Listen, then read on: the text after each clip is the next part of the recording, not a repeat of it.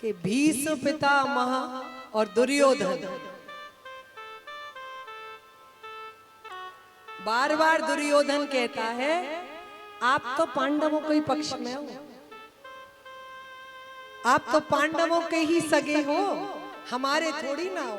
मुझे तो पता है कितने भी बड़े आप भी बने रहे, पर आप तो उन्हीं, वो ही आपके लाडले हैं, वही आपके लाडले हैं। तो ठाकुर जी बार बार भीष्म पिता, देखो तुम मेरे लिए दोनों ही मेरी संतान। नहीं नहीं नहीं, मैं नहीं मानता, आप तो उन्हें, अच्छा ठीक, मुझे कुछ तो पता चले। दुर्योधन कह रहा है मुझे प्रेम करते हो।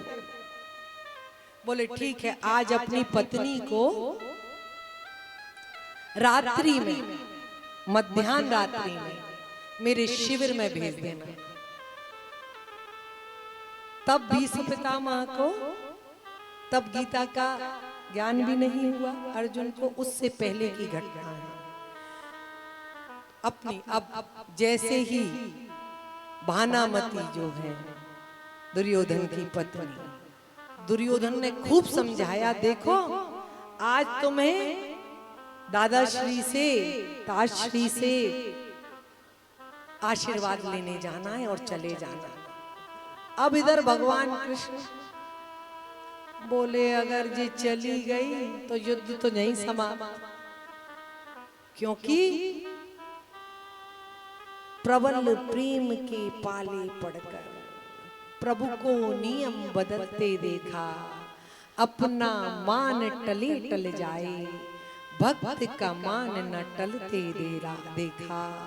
जिनकी मात्र भ्रुकुटी के भय से सागर शब्द उबलते देखा, उनको माँ यशोदा के आगे अश्रु दृग दृग ढलते देखा।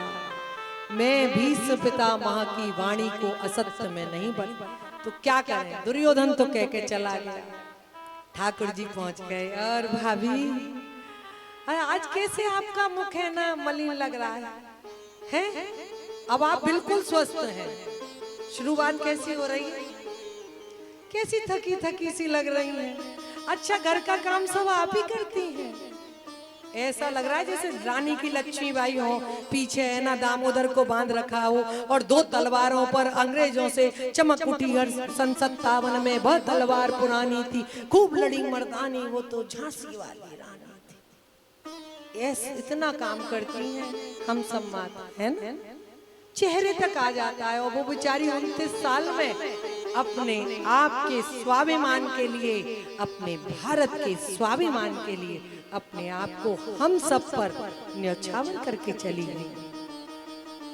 तो भगवान कृष्ण भी कह रहे हैं, अरे बताओ कि दुर्योधन ने एक बात मान लेता, 5 गांव दे देता, क्या जा रहा था इसका? हाँ भाई सही कह रहे हो आप देवर जी, मेरी पीड़ा आप ही जानते हो। बताओ दुनिया भर की कहानी बना दे देते। बोले हाँ ठीक है, सो जाओ, रात भर जगोगी, कल से युद्ध होगा, बहुत सारी तैयारी करनी है आपको। बातें बना बनू के भानामती को सुलाया, और इधर द्रौपदी से कहा लंबा घूंघट मान ले, और लंबा घूंघट मान के खुद द्रौपदी के वस्त्र पहने।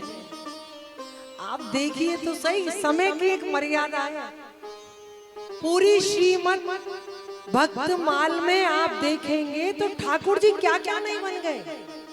अरे भैया, नौकर बन गए, सेवक बन गए, पत्नी बन गए, बालक बन गए, अर्धांगिनी बन गए, पर भक्त पर आंच नहीं आने दी। यजमान बन गए, पुरोहित बन गए। हमारे ठाकुर जी वही बन गए जो आपने बना दिया, पर आपने संबंध ही नहीं बनाया, हमने संबंध ही नहीं बनाया। तो बताइए वो आपको फिर क्यों, हमको क्यों स्वीकार करें? अब जैसे ही ठाकुर जी ने लहंगा फेंगा पहन के खुद भी घूंघट, और बोले धीरे से, वो लेटे हुए हैं, पैर चरण स्पर्श करेगा। देखिए जो भक्त होता है वो प्रश्न नहीं करता। द्रौपदी ने कोई प्रश्न नहीं किया।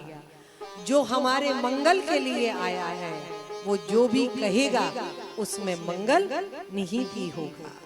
द्रौपदी ने जाकर जैसे ही भीष्म पितामह को प्रणाम किया है, सौभाग्यवती भव, सौभाग्यवती भव, सौभाग्यवती भव। जैसे ही वो सहेली देखी है सखी, भीष्म पितामह बोले जी स्पर्श तो ठाकुर जी ने फिर पकड़ा ना, आप देखिए हमारे ठाकुर जी कैसे हैं। अरे बोले छलिया छल ले गया, अब तो मैं चाहकर भी कुछ नहीं कर सकता। ये भानुमति नहीं थी, ये तो सती थी, पंच सतियों में से एक द्रौपदी है।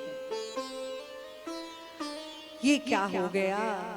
और फिर दुर्योधन सवेरे आई, बोले बेटा